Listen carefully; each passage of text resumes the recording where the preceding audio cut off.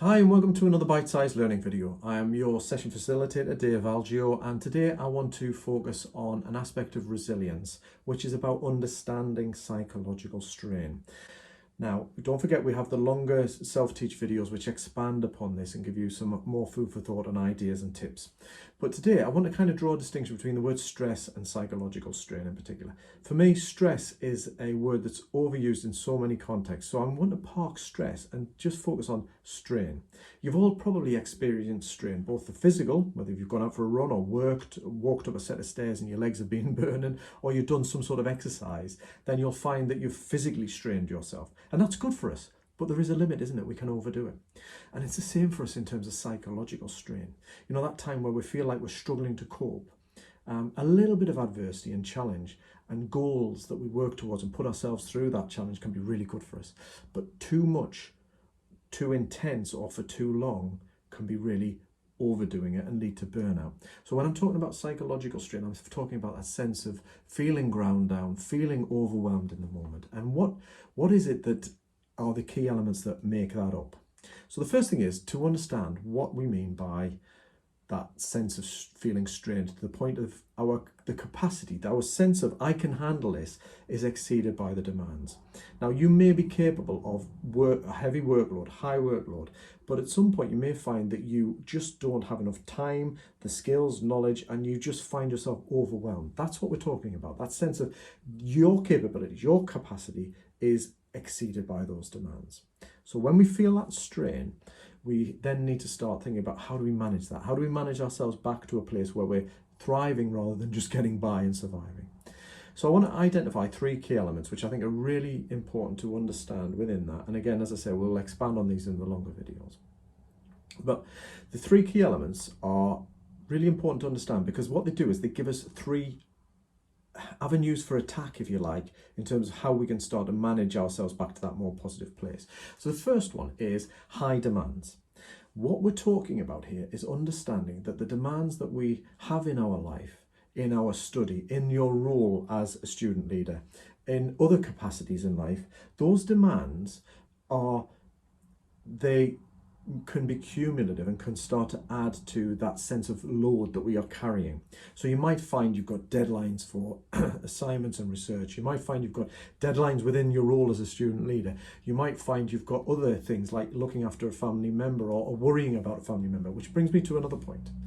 Because the demands need not always be, and quite often aren't always, physical or tangible, like that deadline, like that need to complete or to do. It might be something that's in here. It might be an emotional drive. You're worried about somebody. You tend towards worry and anxiety. You may be somebody who is very driven and has really, really high expectations of yourself. And that, whilst admirable to an extent, can be overcooked. We can overdo it and then add internal psychological demands to us which can weigh us down. So when we're talking about high demands, we're talking about the excessive demands that are cumulative, the big stuff, the little things, those little irritants that get right on your wick, the work stuff, the home stuff, the personal and the internal. So we need to think about that. Where it can become really challenging is when we get a lower sense of control. And what we're talking about there is that sense of the world and the ground is changing, ever changing. You know, people are changing deadlines, people are making promises and then not fulfilling them. We don't have a lot of control over some of those factors. And you might find some of the other modules around safe uncertainty in particular a useful aspect to look at.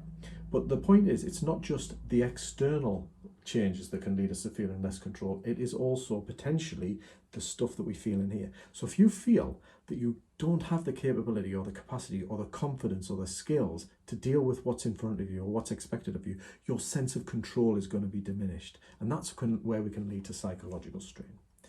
And the third element is really, really important because as human beings, you know, some of us are more outgoing, gregarious, some of us perhaps more introvert, reserved and thoughtful, but we've all evolved to be social creatures that need relationships and need to be in relation to others, to connect, to support, to cooperate, to work with each other. When we feel like our low social support, our connections are lower, we're feeling isolated, we are at real risk of being vulnerable to the more significant aspects of psychological strain. And there's no coincidence why things like depression and anxiety are often associated with feelings of isolation and loneliness. So as I said, we'll expand on these in the longer self-teach videos, but I just want you to acknowledge that there's these three key areas and how do they relate to you? Because what we have are opportunities to tackle the demands, the internal and external, to deal with our sense of control, to understand what we can control and to manage to understand what we can't control and to manage what we can, and to look at how our support network is framed and how we can enhance and develop that.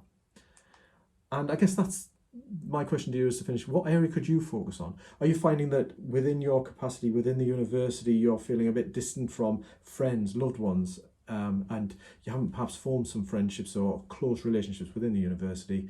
Or is that quite strong? Is it the demands? How can you manage that and start to tackle and get very granular about that? And we'll expand on this in the longer session. But for now, take care of yourself.